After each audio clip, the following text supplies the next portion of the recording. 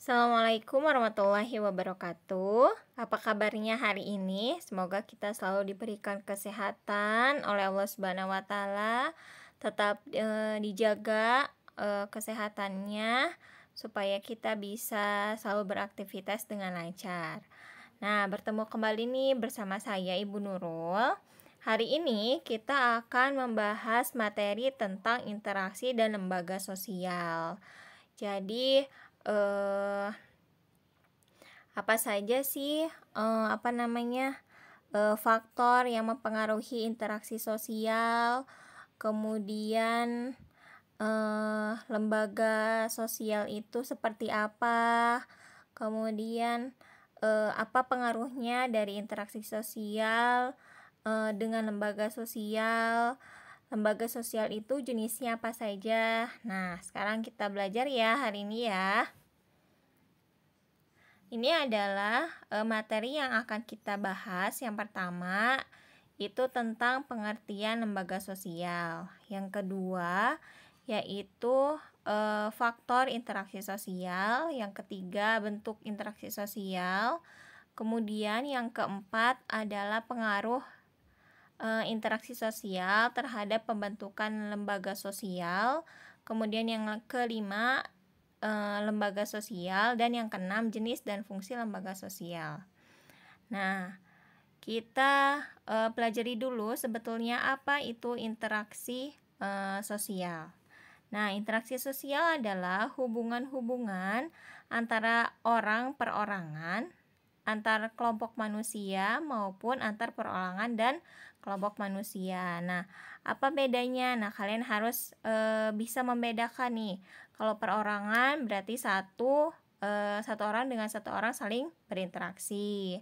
Kemudian kalau misalnya kelompok dengan kelompok atau kelompok dengan satu orang, misalnya saya nih guru, kemudian berinteraksi dengan kalian sebagai murid. Nah, itu juga interaksi antara satu orang dengan kelompok. Kemudian kalau kelompok dengan kelompok itu seperti ada dua klub sepak bola yang sedang bertanding. Nah, itu bisa dikategorikan interaksi kelompok dengan kelompok.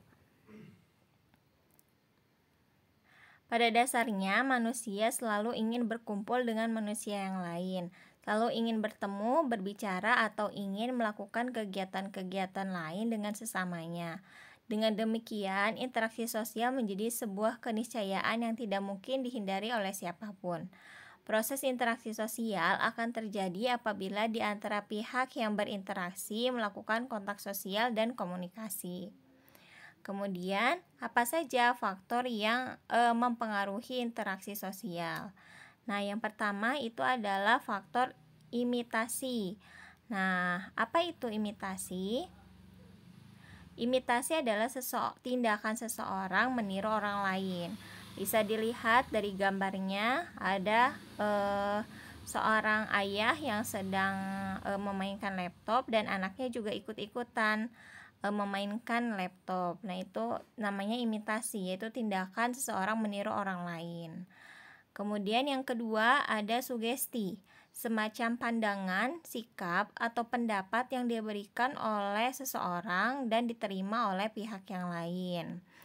Misalnya nih, ketika kalian mau membeli produk kecantikan, setelah terpengaruh oleh pandangan iklan di televisi yang mengatakan jika membeli produk tersebut wajah konsumen akan lebih bening dan tercerah. Kemudian kalian mulai tertarik dan membelinya. Nah, itu berarti kalian sudah tersugesti. Kemudian ada faktor identifikasi, kecenderungan seseorang untuk menjadi sama dengan orang lain. Jadi misalnya kalian mengidolakan seseorang. Nah, ada yang sangat fanatik sekali mengidolakan seseorang tersebut, bahkan dia itu ingin sama seperti idolanya, bahkan bisa menghabiskan banyak uang untuk melakukan operasi plastik agar tubuh dan wajahnya menyerupai idolanya tersebut. Nah, itu tapi harus dihindari ya hal tersebut. Kita boleh ngefans sama seseorang, tapi jangan terlalu berlebihan. Kemudian yang keempat itu ada simpati. Simpati adalah keadaan di mana orang merasa tertarik dengan pihak yang lain. Misalnya ketika bencana alam, kita tuh ikut merasa sedih, kasihan terhadap orang yang terkena bencana alam tersebut. Kemudian bisa jadi seseorang turut merasa kesedihan daripada korban bencana alam tersebut. Gitu ya. Nah, itu adalah faktor interaksi sosial. Kemudian ada bentuk-bentuk interaksi sosial. Bentuk-bentuk interaksi sosial itu yang pertama ada namanya proses-proses yang asosiatif. Nah, apa itu proses-proses asosiatif? Proses ini terjadi apabila seseorang atau sekelompok orang melakukan interaksi sosial yang mengarah kepada kesatuan pandangan. Contohnya, bentuk interaksinya itu seperti kerjasama, akomodasi, sama asimilasi. Kemudian proses yang kedua yaitu ada disosiatif. Proses ini terjadi apabila seseorang atau sekelompok orang melakukan interaksi sosial yang mengarah kepada konflik dan kerenggangan solidaritas. Nah, bentuknya itu seperti kompetisi, persaingan, atau kontravensi, kemudian pertentangan atau konflik. Jadi berbanding terbalik ya, kalau misalnya yang tadi, yang asosiatif ini lebih ke kerjasama, saling tolong-menolong. Sedangkan kalau misalnya disosiatif itu lebih ke bertolak belakang gitu ya. Di sini kompetisi ini bisa juga persaingan antar ketika suatu kelompok atau seseorang sedang berlomba. Di situ sudah mulai terjadinya proses yang disosiatif. Kalau di gambar ini berarti karena adanya terjadinya pertentangan atau konflik. Kemudian, pengaruhnya bagaimana terhadap interaksi sosial, terhadap pembentukan lembaga sosial. Nah, interaksi sosial adalah kunci dari semua kehidupan sosial. Bertemunya orang per orang atau kelompok dalam pergaulan hidup akan menghasilkan suatu kelompok sosial yang hidup bersama. Kelompok sosial inilah yang akhirnya melahirkan lembaga untuk memenuhi kebutuhan hidup manusia. Semua lembaga terbentuk akibat dari berbagai aktivitas manusia dalam memenuhi kebutuhan melalui interaksi sosial. Karenanya, interaksi sosial sangat berpengaruh pada terbentuknya lembaga sosial. Nah, sekarang kita membahas tentang lembaga sosial. Apa itu lembaga sosial? Lembaga yang mengatur rangkaian tata cara pemenuhan kebutuhan manusia dalam menjalani kehidupan dengan tujuan mendapatkan keteraturan hidup. Jadi dengan adanya interaksi antar manusia, maka terbentuklah suatu lembaga untuk mengontrol interaksi tersebut sehingga interaksi tersebut tidak tidak sebebas mungkin, tapi ada ada aturan-aturan yang harus dipenuhi. Nah, ada jenis-jenis dan fungsi lembaga sosial.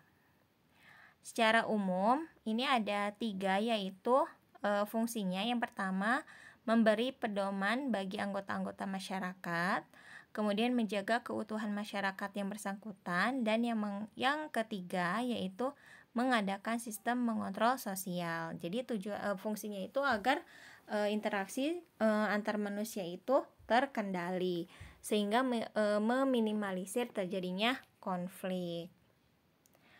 Kemudian apa saja jenis-jenis lembaga sosial? Jadi lembaga sosial itu ada 5 ya.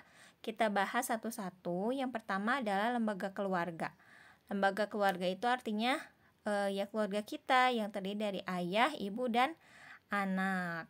Nah, apa fungsi lembaga keluarga ini? Yang pertama yaitu sebagai fungsi reproduksi. kemudian sebagai proteksi, kemudian fungsi ekonomi, fungsi sosialisasi, afeksi, pengawasan sosial, dan pemberian status. Nah, yang kedua yaitu ada lembaga agama, yaitu sistem keyakinan dan praktek keagamaan dalam masyarakat yang telah dirumuskan dan dibakukan. Di sini ada kita lihat di gambar, misalnya kalau misalnya untuk agama yang Islam ada lembaga ada lembaga MUI yang mengatur masalah keputusan-keputusan dari segi agama Islam, dari makanan, kemudian kebijakan-kebijakan yang harus dipatuhi. Nah, kemudian ada juga agama-agama yang lain. Adapun fungsi lembaga agama yaitu sebagai pedoman hidup bagi manusia. Yang kedua, tuntunan prinsip benar dan salah. Kemudian pedoman keyakinan manusia, dan yang terakhir sumber kebenaran. Gitu ya. Kemudian ada lagi lembaga ekonomi. Lembaga ekonomi adalah lembaga sosial yang mengatur tata hubungan antar manusia dalam pemenuhan kebutuhan hidup. Jadi ini contohnya adalah lembaga ekonomi itu seperti BUMN dan BUMS. Jadi ada perusahaan yang milik negara dan ada juga yang swasta. Itu lembaga-lembaga tersebut tujuannya terbentuk untuk memenuhi kebutuhan manusia. Nah, ada juga nih fungsinya. Yang pertama, memberi pedoman untuk mendapatkan bahan pangan. Yang kedua, memberikan pedoman untuk melakukan pertukaran barang. Yang ketiga, yaitu memberi pedoman tentang harga jual beli barang. Nah, yang keempat itu ada lembaga pendidikan. Lembaga pendidikan itu tempat berlangsungnya proses pendidikan yang dilakukan dengan tujuan untuk mengubah tingkah laku individu ke arah yang lebih baik.